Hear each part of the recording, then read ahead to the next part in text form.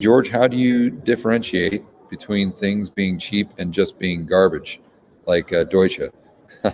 Well, that's when you're analyzing specific companies, that's when you've got to do a lot of fundamental analysis.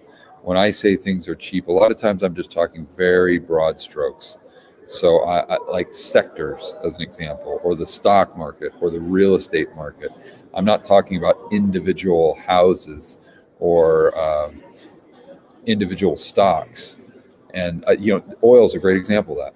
I always say, well, oil is cheap right now, or getting cheaper when it's under $30 a barrel, and that's true. But it doesn't necessarily mean that a shale producer is cheap, just because they're producing the underlying commodity, which I think has good value, right? That's where you've got to be a Warren Buffett or a Benjamin Graham, and you've got to look at the P&L. You've got to look at the balance sheet, and you've got to figure out if this company has solid fundamentals.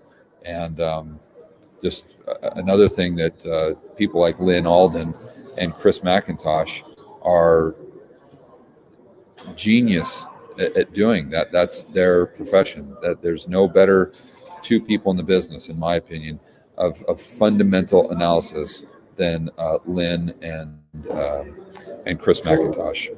So that's why I'm so proud to partner up with them. But that's really the bottom line. You got to start with the underlying asset. If it's real estate, if it's commodities, then if it's the stock market, and then if it is whichever asset class you think is cheap, then you've got to go in and put on your fundamental analysis hat and start looking at the individual companies.